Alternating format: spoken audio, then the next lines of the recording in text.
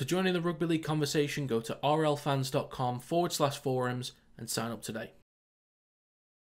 Hello everyone, my name is Rob, welcome to Kinetic Rugby League and welcome to the Super League Review Round 8. In this video I'll be showing you highlights from the latest round of Super League as well as going into some of the key stats. So let's get started. Now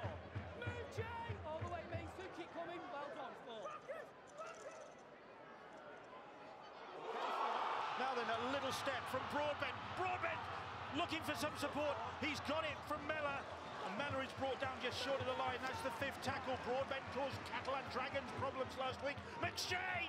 McShane gets the first try of the night on the back of that brilliant break from Jack Broadbent. It's McShane who strikes for his first try of the season. Wakefield's defence in disarray. So Kevin Proctor, here is Mason Leigh now. Leigh showed the dummy. Castleford Tigers not buying it. That's the fifth tackle. Samisoni Leigh. Dagger, little grubber kick and it's straight into the hands of McShane. Now McShane being pursued by Dagger, looking for some support by Greg Eden. Eden goes outside Dagger. Eden going all the way now. Eden will not be caught. Greg Eden turns that Wakefield attacking opportunity into a Castleford Tigers try. McShane grabbing the ball. He knew he didn't have the pace, but he knew a man that did. It was Greg Eden getting his first try of the season and breaking Wakefield's hearts.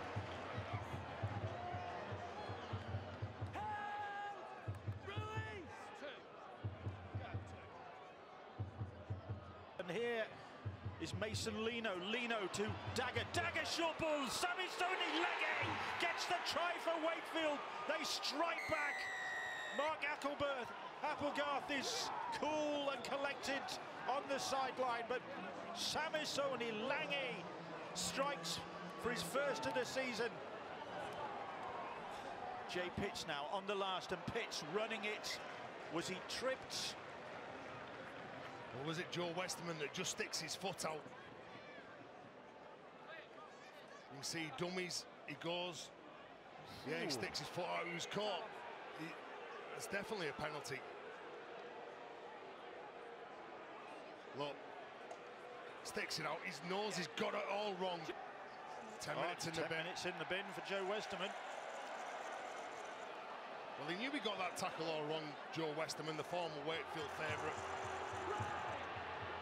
Castleford supporters that end of the ground urging their side on, maybe to get the try that will settle this contest. Can Broadbent do it? Not like that. Running into the solid frame of Whitbread. Here is McShane. Miller now. Miller. Evalds loops the ball out wide, and Eden will get his second of the night. And the Castleford Tigers maybe close out this contest. A second half that has largely belonged to Wakefield, but the tables have been turned. And Greg Eden finishing off that move to get his second of the night. Coming up to the last 60 seconds, Pitts. Here is Mason Leigh. Leigh has tried everything he knows, and he's tried the ball over the top. Oh! The ball over the top. And what about that from Jacob Miller? Just as it looked as though Kershaw was going to score. Miller comes in and denies him with a thumping tackle. And they're good signs. The game's finished. Even if Kershaw gets this try, like, they still win the game. That's pride in your line. So starting with the losing team, Wakefield Trinity, their spine included Will Dagger, Mason Leigh, Morgan Smith and Liam Hood. Their try came from Samisoni Leigh and they had no goals. Top stats for Trinity, Samisoni Leigh had 160 metres, Liam Kay had 12 metres per carry, Samisoni Leigh had 9 tackle busts and Matty Ashurst had 37 tackles.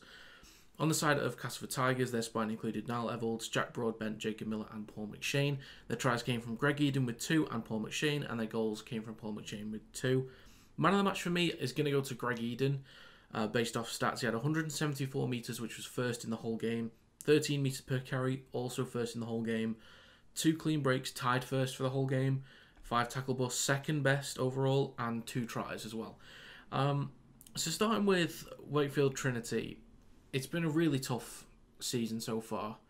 There are some weeks where I feel like they're improving. It might not look like it on the scoreboard, but in terms of what they're offering, looks like, you know, they're a bit stronger defensively, looking like they might be able to put some points on the board. It's a constant effort to try and get to that point, and I feel like at some point in the season, in a few weeks' time, they'll get there. They'll be able to find somebody on, you know, a bit of a slow day, not being able to put points on the board. Maybe they can, you know, get a try or two here and there. So it's been a really tricky start. And another thing that doesn't really help is that the spine has actually been mixed up a couple of times. You know, Liam Hood's missed some games, so Morgan Smith has been at hooker. They've had Gaskell in there sometimes. Sometimes Will Dagger is a new addition. So there's a lot of mix-ups at the moment. Samisoni Langi's had to step into the number 7 role from time to time. So if they can get some consistency with the spine at least, that would be great. If they can stay healthy for the most part, that would also be great.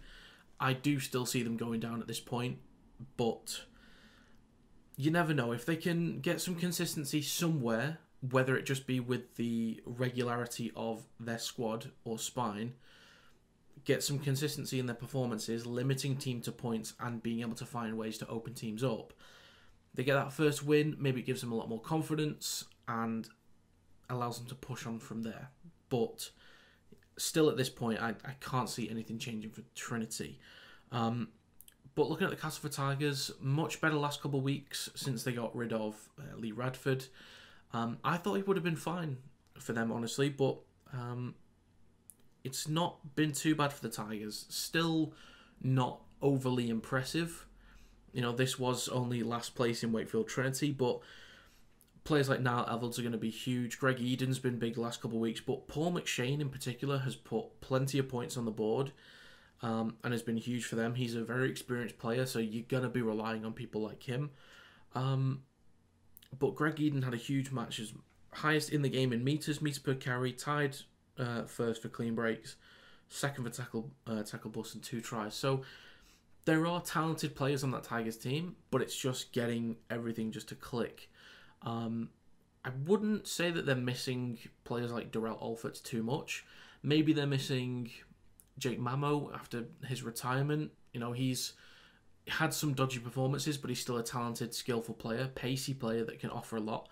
But yeah, the last couple of weeks for Castleford have been really solid, and they're starting to find a little bit of form now. They've gone above Hull FC in the table at this point, which is unexpected given how Hull FC started and how they looked. I thought they'd be doing a lot better, but this is not about them. But yeah, much better from Castleford. Don't really see a light at the end of the tunnel for Trinity, but they could prove me wrong and turn it around, so we will see how that goes.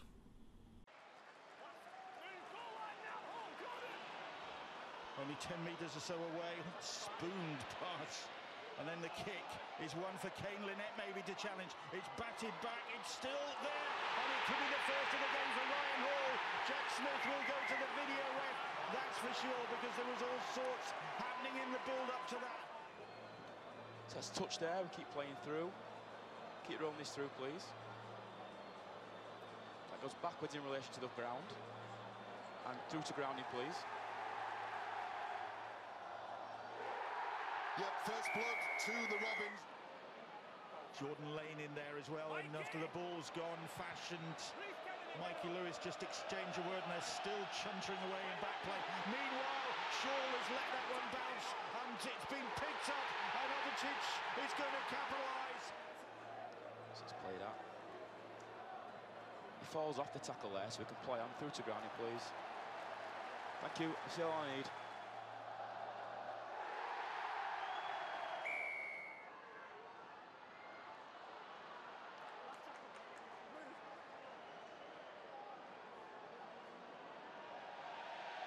Jake Clifford is struggling to get to his feet. It's Batchelor, not Mikey Lewis who falls off, but this now. From behind and dropping the hips. And that's what catches the ankle underneath. I can understand why he's angry with that as well. And James Batchelor a bit mystified by that. What was he supposed to do? Half-time approaching. Brad Dwyer fancies it, and Dwyer will try his hardest. There's not so much of him, but he's battling his way. And Suato Su comes hurtling in low down. And they didn't like that in Hull FC. And now it is getting feisty. It is getting feisty. Scott Taylor's getting involved against his former team. Well, it's late, and the attacker, Brad Dwyer, is in a vulnerable position there. But Hull KR with a big opportunity here, and Batchelor will make the most of it. A try that could take this game further away from Hull FC does take this game further away from Hull FC. First points of the second half. Here is Coote. They might not only coming back if there's more points from Ryan Hall. A second try from Ryan Hall. Back in field to Coote. What a wonderful try from Hull KR. Coote's finishing off, courtesy of Ryan Hall's generosity. Back-to-back tries. Here comes the Robins again. Here comes Ryan Hall again, and Hall uses his strength. Or does he? Jack Smith just taking a moment before he awards this try. Has Ryan Hall got his second of the game? Thank you. I've seen all I need. I made a decision.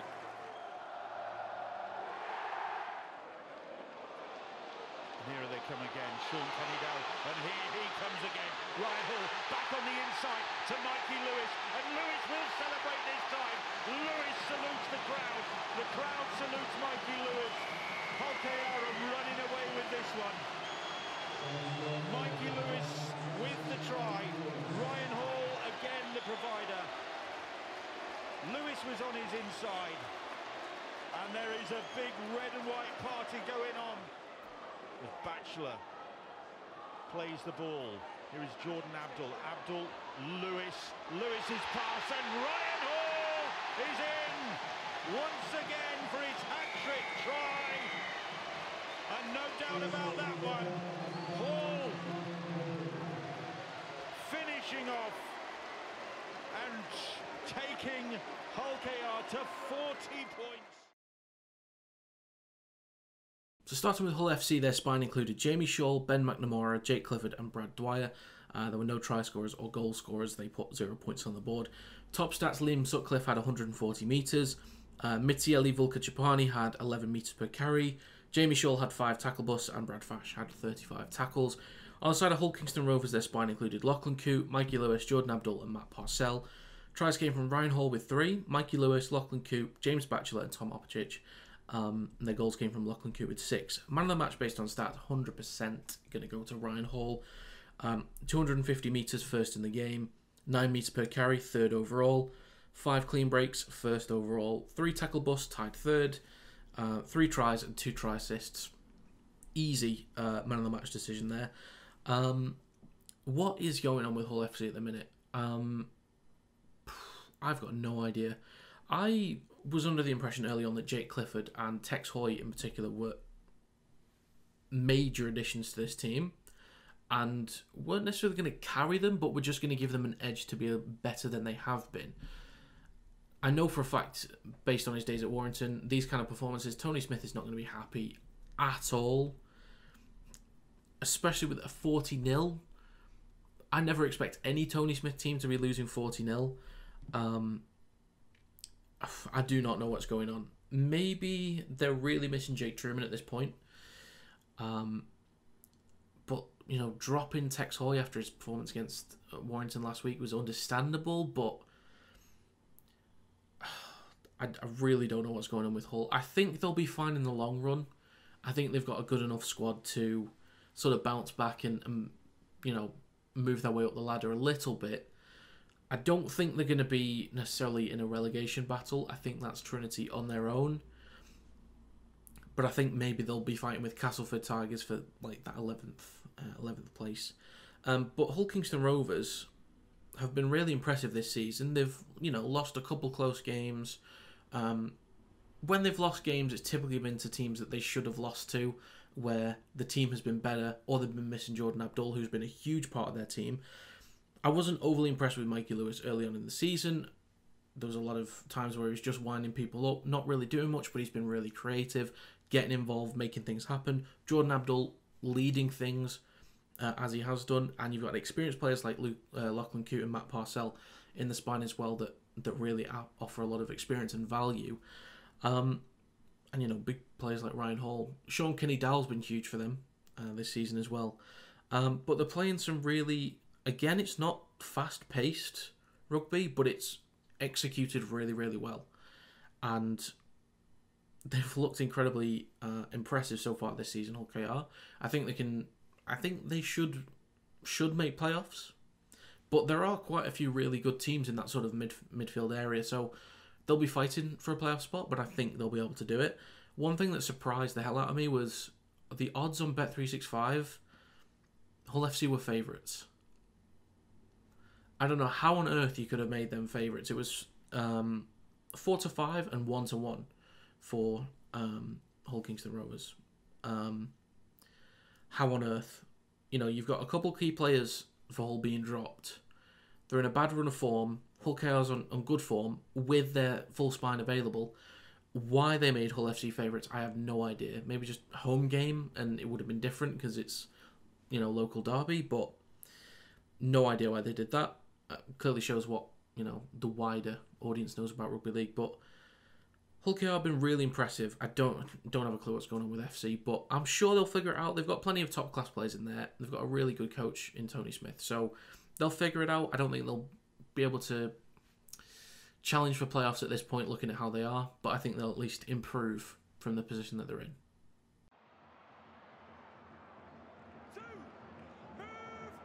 So Helens have given away a set restart, they've then given away a penalty. And a chance here of Smith, that's a good pass. The dummy, the ball will go inside, and Harry Smith will strike first in the Good Friday derby. Brilliant play from Wigan on the short side. Pass, try. Wigan are ahead. Well, he's pure class, I think, Harry Smith. He spots it, and I think it was Barney that was saying beforehand about what pressure will be on him with Joe Shorrock's playing in the house, but I think Harry Smith has been a standout player this year. There's no doubt that Harry Smith is running the show at the moment. Here's Conrad Hurrell looking for a way through for St Helens. There's the offload, brilliantly for Makington, up against Bevan French. Makington goes for the corner, French makes the tackle, and he goes into touch. Well, that's the best opportunity that Saints have had in this game. It was Conrad Hurrell with the offload, Tommy Makington arrowing towards the corner, but Bevan French, you shall not pass. Still time, still an opportunity. Shorrocks, French it is, and there's the try, and it's another try, and it's Toby King with the try, and Wigan extend their lead. It was a bit of indiscipline from St Helens. Sione Matantia with a late-ish hit on Joe Shorrocks, and Saints pay a heavy price, because Wigan strike first again, this time in the second half. Hurrell gets up very gingerly, little kick through from Dawn, and Lomax gets the ball down. Johnny Lomax for St Helens, they're back in it. Slow down, keep going, thank you. Now made my decision. Johnny Lomax has got St Helens back into this derby. Last one again. What are Saints going to do? They're going to chip it short towards this corner. Miskey goes up for it. It's knocked on, and it's picked up by, it looks like Morgan Knowles has got it in the corner for St Helens. Has Knowles got the try off the back of an error from Miskey? He's in the field of play. Keep it going. Ball's there. Thank you. I've now made my decision. He lost the ball as he was about to ground the ball. It's not a try. So, starting with St Helens, their spine included Jack Wellesby, Johnny Lomax, Lewis Dodd and James Roby. Their try came from Johnny Lomax and their goal came from Mark Percival. Top stats for St Helens: Tommy Makinson had 195 metres, Joey Lussick had 15 metres per carry, Conrad Hurrell had 6 tackle busts and Matty Lees had 47 tackles. On the side of the Wigan Warriors, their spine included Bevan French, Joe Shorrocks, Harry Smith and Sam Powell. The tries came from Harry Smith and Toby King, and their goals came from Harry Smith with 3. Man of the match for me on stats, it was difficult to decide, but I went with Bevan French. 148 metres, 5th overall, 9 metres per carry, tied 3rd overall, 8 tackle busts, which was 1st, and 1 try assist. There was a few other options in there I could have given it to, but I was leaning towards Bevan French. For me, I really thought that this would have been a Saints win. Now, Saints have looked a little bit shaky at times this season, but the reason why I was leaning towards St Helens winning this game was because of the fact that not only is Wigan's spine messed up, but they're bringing Joe Sharks in there, who's been back, 2 weeks at this point, who could have been all over the place, but was fine. Harry Smith was leading things as he has done since the start of the season. He's been quality for them. But yeah, I really thought that Saints would have been not all over Wigan, but they had the edge. But the Saints have looked vulnerable this season, even with pretty much the same team from last year. Difference is the coach. I've seen some people mention about Paul Wellens possibly getting moved on early, which I could see happening, but I don't think Saints would really do that. I think they'd at least let him see out the season. I think they'd want playoffs as a minimum, but one key example of, new coach turning things around, Darryl Powell. So maybe they'll give him time. Plus, he's still technically a new coach. I'm not sure how long he was an assistant coach or backroom staff before this season. But yeah, Saints, they do look vulnerable to losses. But Wigan, Harry Smith is so impressive. He is incredibly impressive. I'm not sure how old he is, but he's been creating a lot of opportunities for them. But yeah, I think players like Jake Wardle and Toby King are now more comfortable in that system and have really started to offer more. They're more creative, have been putting more points on the board themselves. But yeah, Wigan, they are also vulnerable themselves, and it's going to be tough without Jay Field. It's very unfortunate for them. I do think Bevan French is a more than suitable replacement at fullback. But they could really do with Cade Cust back in the side as soon as possible, just to really strengthen things up. But, Sam Powell's been fine. French is quality, and Harry Smith is one of the best players in the league right now. Definitely. Minimum top 5. I'm not sure where he is in the Man of Steel standings, but definitely one of the top 5 players in the league right now. For it again is Ipapi.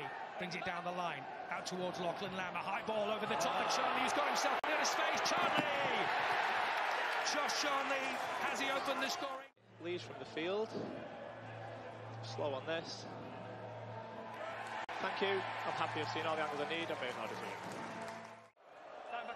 And it is a try. The Leigh Leopards get the first of the afternoon. A much easier position, this one, from the first after the try.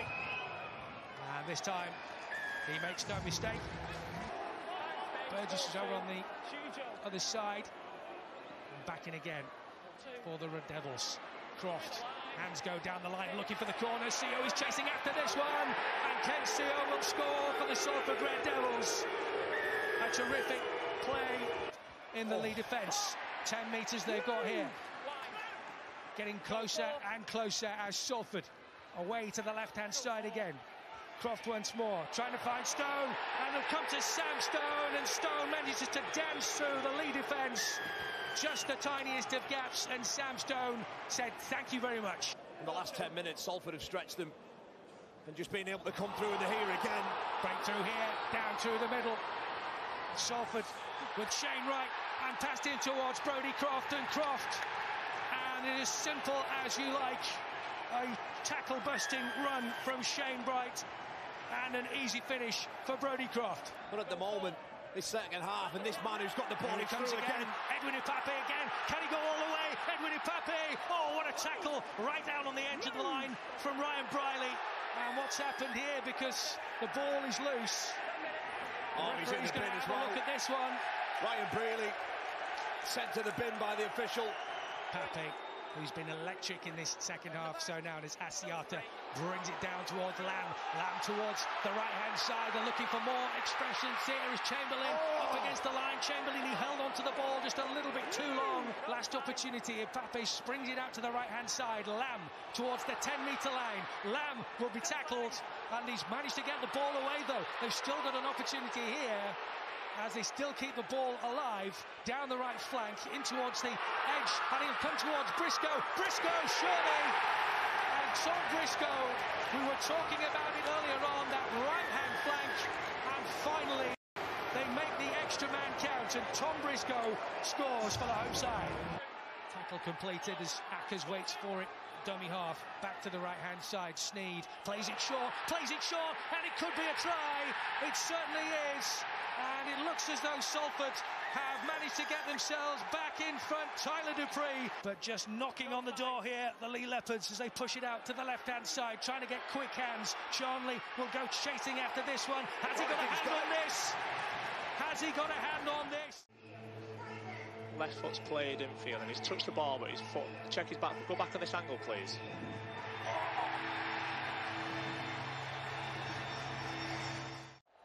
It's a try for Josh Charnley.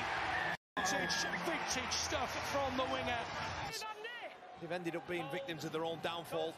Less than a minute to go. Have Leigh got something special left to find in this game? As it comes down the side, there's an opportunity for Chamberlain. Chamberlain running away, he's got support, and he finds Lamb. Lamb trying to bring it back inside, and he flicks over. Oh, it was Reynolds, has come back off a player. Oh, it'll be a try! It'll be a try for Ben Reynolds.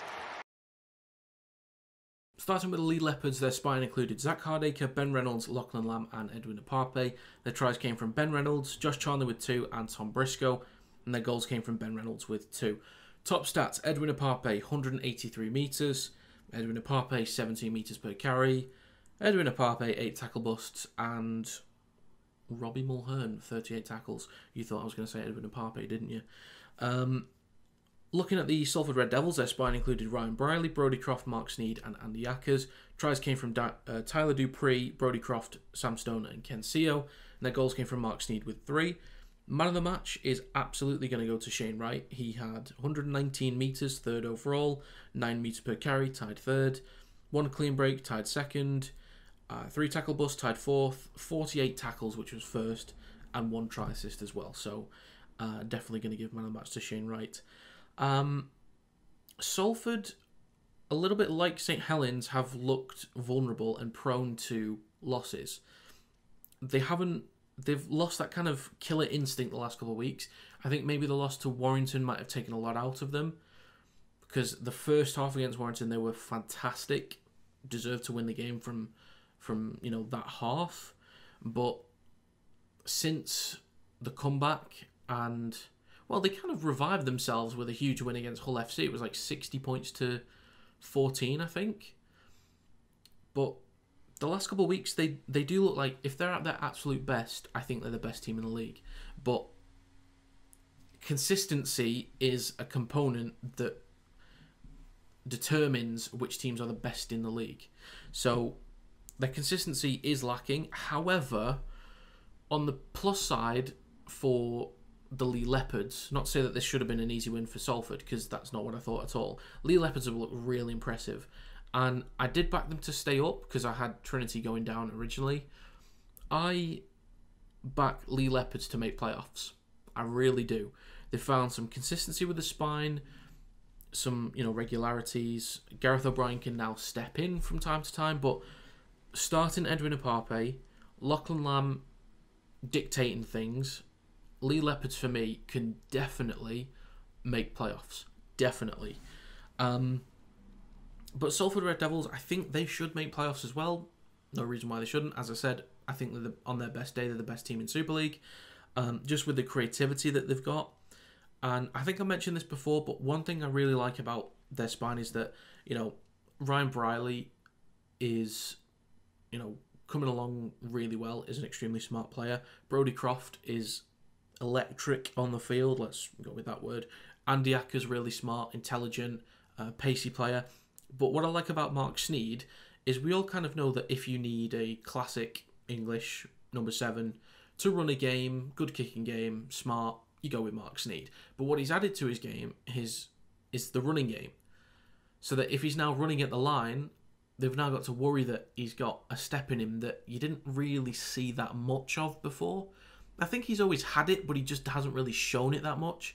But just the weaponry that Salford's got, and players like Tim Laffey out wide and Ken Seo's a try-scoring machine at the minute, they've just got quality all over. So Salford, I think, will be firmly in the playoffs, pushing for top 4.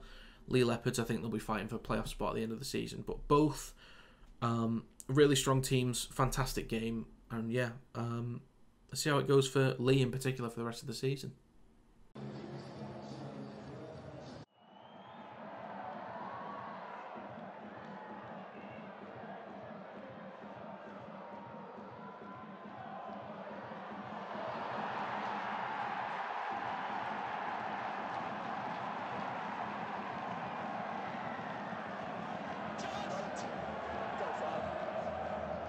Warrington still leading 4-0. There is Kieran with the kick to the corner. Ball goes backwards, and it may well have fallen to the Dragons. And it's a try for Catalan in the corner. Beautifully weighted kick. And you can see there's 2, 3 shirts in Catalan Dragons colours that get up and contest for that high-hanging kick. Third, move, go free. Marquez, go 10. Romano gets the ball out, now the space. Johnston looking for it. Little kick forward. The chase is on for Kieran. Can he get to the ball? And it looks like Dusty. That was Curry who got back. But is it a try? Did he get the ball down? Lovely kick. Top skill fighter from the back rower. Curry came from nowhere as well. And I think Stu, what he's trying to do is wait for the right bounce. Yeah. Has his time again, the centre will just fall on the ball. But did Curry make contact with Kieran before he was trying to get the ball down? Did he bring him down? Is there a possibility? No, he's got to get to the ball. It's a contest. We're going to find out. Big decision for all. And it's given as a try. And was that given as a try, or was that given as a penalty try? He takes a long kick, but 10 yards away from his own try line. One break, Dufty finds a gap. Brilliant from Dufty. Oh, this is sensational from Matt Dufty. What a score, what a run. What a try from Matt Dufty. From absolutely nowhere. We talked about the danger of Dufty from deep. And he has delivered a sensational score for Warrington, going 90 yards to score one of the tries of the season. 8 minutes to half-time. What a game.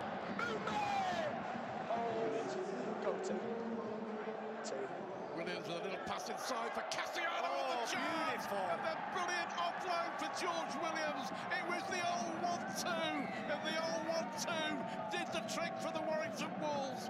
Williams, Cassiano, Williams, fabulous try. I know, 4. Again, spreading the ball wide, and Curry goes inside for Ratchford. Ratchford arcing run, brilliant for Ratchford. Oh, what an interception! And it could be an absolute try-saver. Was it Tom Johnston who has saved a certain try for the Catalan Dragons, and then had the audacity to race up to halfway? And then he's won a penalty, I think, and now all the frustrations are boiling over. This is what this means to both clubs. Game changer. Game changer for Catalan Dragons. Now let's have a look. There's a line on here, isn't there, from Gil Dodson, the former Catalan player. Yeah. Then there's a push, then there's a shove, then there's a punch.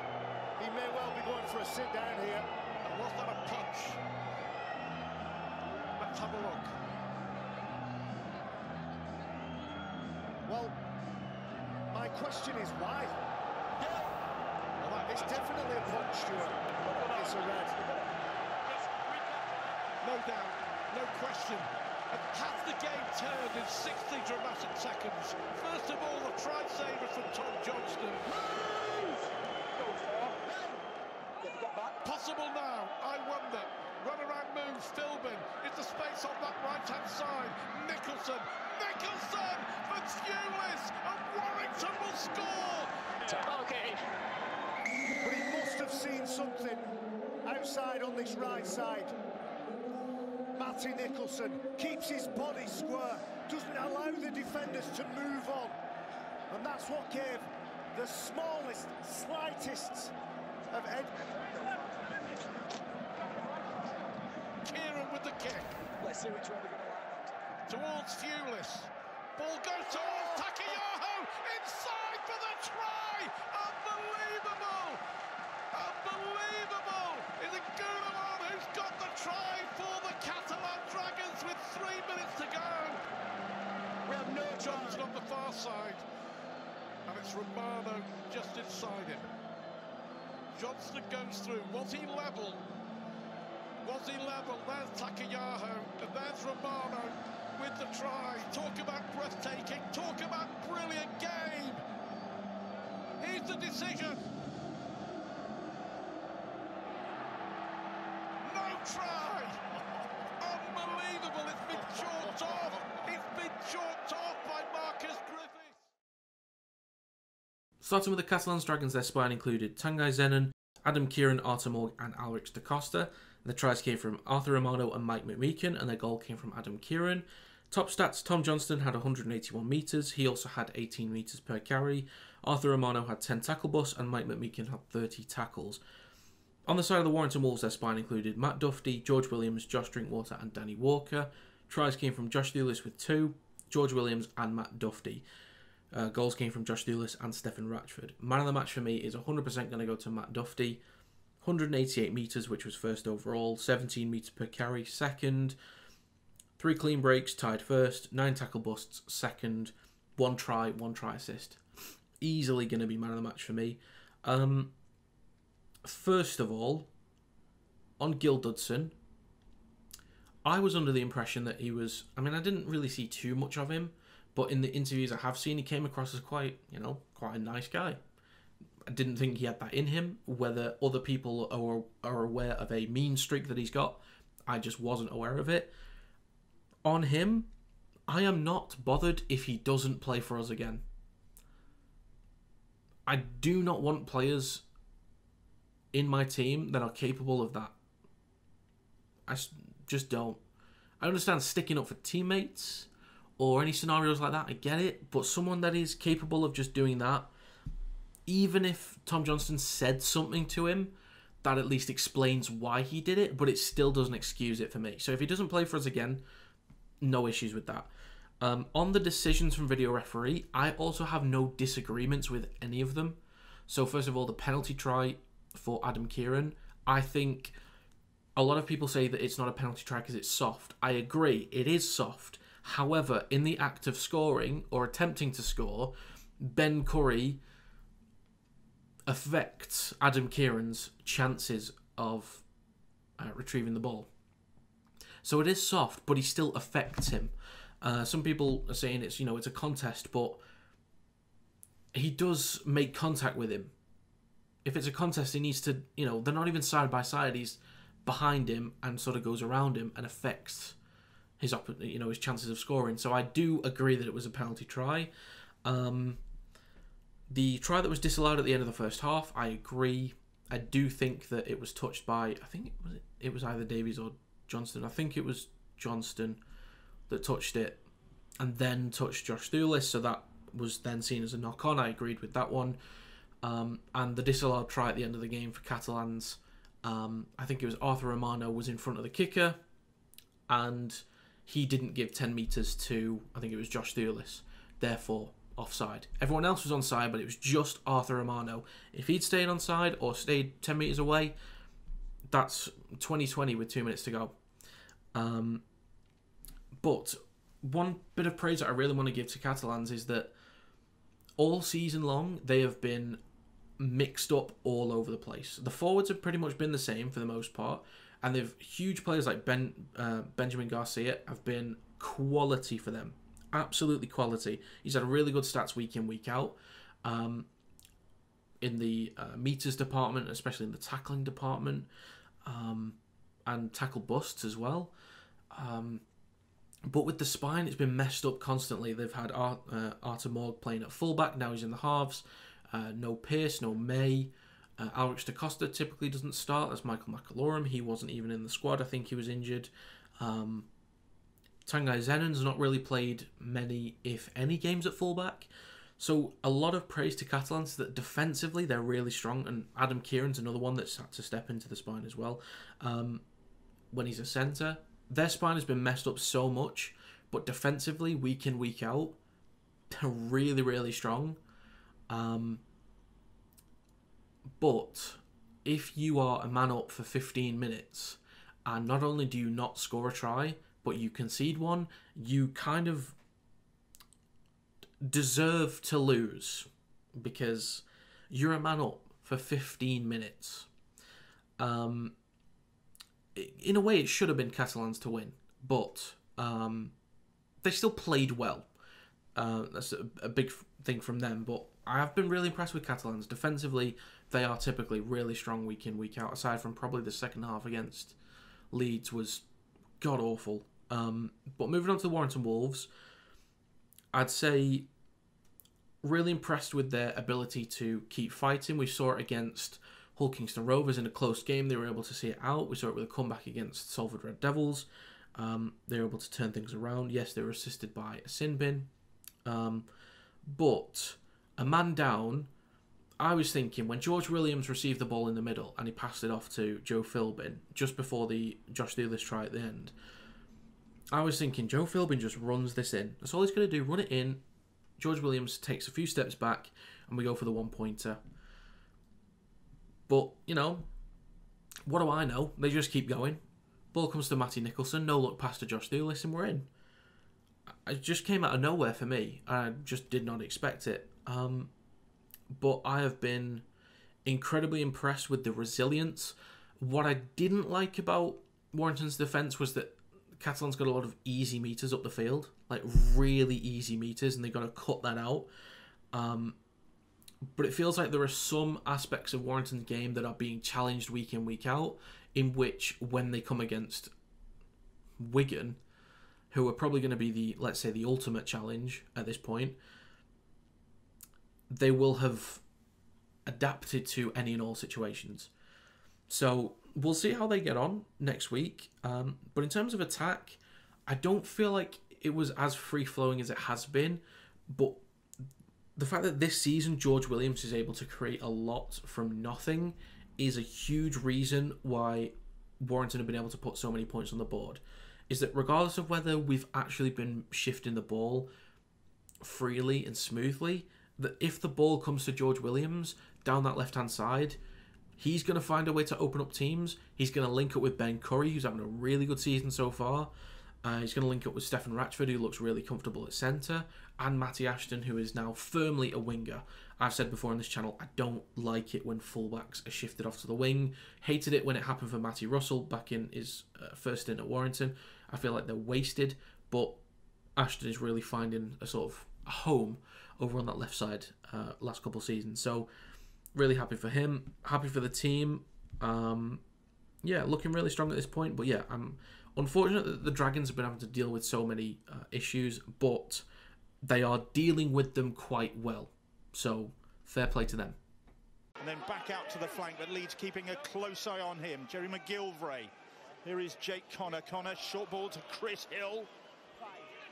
Dependable, resilient Chris Hill. 6 games gone. He's been involved in all of them. Connor's little kick. It's going to come back to Connor. He's going to try and keep it alive to Lollahea. He does that. McGilvray will power it at the corner. Has McGilvray. Off the back of that penalty, here is Price. Price, short pass, finds Luke Yates. Turns back to the try line, takes the tackle. Nathan Peets with the pass. McQueen will score, and it's back-to-back tries. Chris Hill with 17, 4 to his name already. Jake Connor this time is on target, and in a blink of an eye, Huddersfield are leading by 10 points. Here is Chris Hill. Jake Connor quickly onto Lollahea. Lollahea drips a kick in for McGilvery to chase. McGilvery will gather, and he's mystified Myler. And now then, I think that's harsh. The yellow card, he's attempting to sort of... Well, he was mystified to start with. I think he's absolutely gobsmacked now. I mean, he's racing across to get to McGilvery. He sticks an arm out. He's almost trying to steal the ball. For me, it's clumsy contact with the head. Although we want to discourage contact with the head, he's... Of course, Ollie Russell has been a regular goal kicker this season for the Giants, but Jake Connor has brought his kicking boots with him. He's added 2 more points. Jared O'Connor, Austin shapes to kick, and then on to Zane Tetifano, back into the middle of the field to Sam Lissone. Lissone looking to offload, but Ashworth and Rushton doing a good job to deny him that 5th tackle. Can Huddersfield withstand here? They're going to run it again at Leeds. They're going to run it to Hanley, and Hanley this time will score. Will Price signals Harvey Livette to run on his inside. Jake Connor will go for 1 and succeed with that on the stroke of half-time to just put a bit more breathing space between the two sides. Jake Connor bang in front of the posts. You'll be seeing more of that on Sky Sports this season. And Caitlin Beavers and members of the Leeds team still here watching the men's side on the attack at the moment. Myler to Reece Martin, and Martin just ambling across the field. And Leeds now put the foot down, and McDonald, James McDonald will get the try. 2 tries against the Catalan Dragons. He won people's hearts after that game, of course, with his acceptance speech with Jenna. That was a golden moment. Meanwhile, here comes Newman, and trying to get on the outside. Gets on the inside. And gets on the inside to Myler and Myler slips. They keep it alive. Nenny McDonald. And he is brought down, but they've gone from one end of the field to the other of the Leeds Rhinos, and they've still got tackles to play with here. And now it's with Blake Austin. Austin flings it out, and Reece Martin will get the try, and that is wonderful from Leeds. And he had support. I think McDonald was on his shoulder, but he was just heading down to the ground. Nevertheless, on the break, on the back of that break, look at this from Jared O'Connor. Great ball, great support line from Austin. Now then, the kick from Caesar is a teasing one. Myler is going to challenge for it, and the ball is going to be dotted down by Cameron Smith, and Smith is going to claim the try. Now then, can Reece Martin hit the target? 1 from the last 9 here, remember. 1 success from the last 9.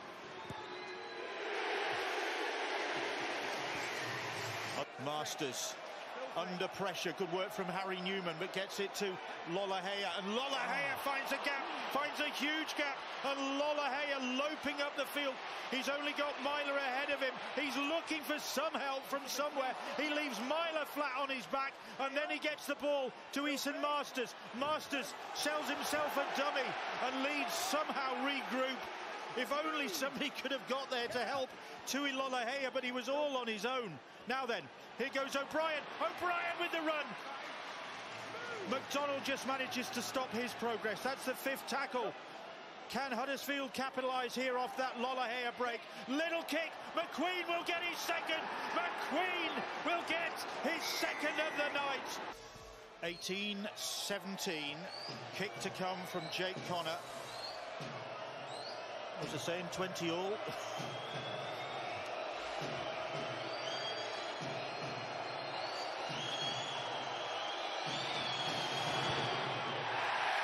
Connor has missed.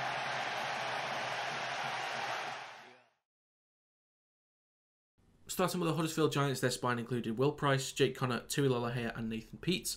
The tries came from Chris McQueen with 2 and Jermaine McGilvery. The goals came from Jake Connor with 2 and a drop goal from Jake Connor. Top stats, Jermaine McGilvery had 191 metres. Nagama and Ikehihifo both had 10 metres per carry. Sebastian Ikehihifo had 11 tackle busts, and Luke Yates had 50 tackles. On the side of the Leeds Rhinos, their spine included Richie Myler, Blake Austin, Aidan Caesar and Jared O'Connor. The tries came from Cameron Smith, Reece Martin, James McDonnell and Ash Handley. Their goal came from Reece Martin. Man of the match for me, it was tough to decide between the Leeds players, but I edged it towards Cameron Smith. 91 metres, 13th best overall. 5 metres per carry, 5th best overall. 3 tackle busts, tied 6th.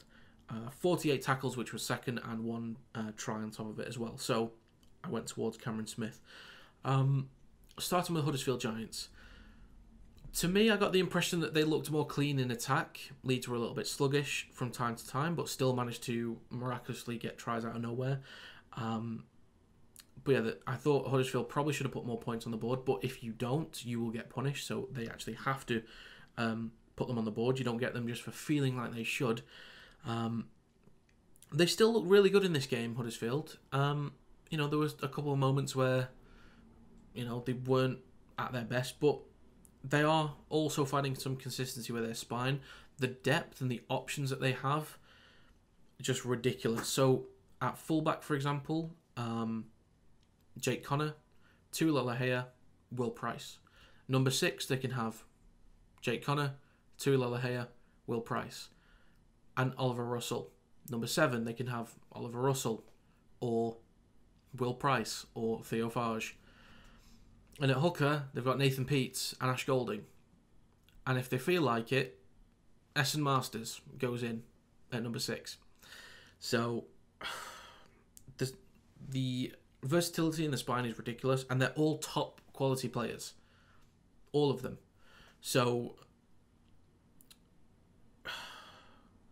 it's unfortunate that Huddersfield didn't get the win here because I thought they looked better. But again, you got to put the points on the board.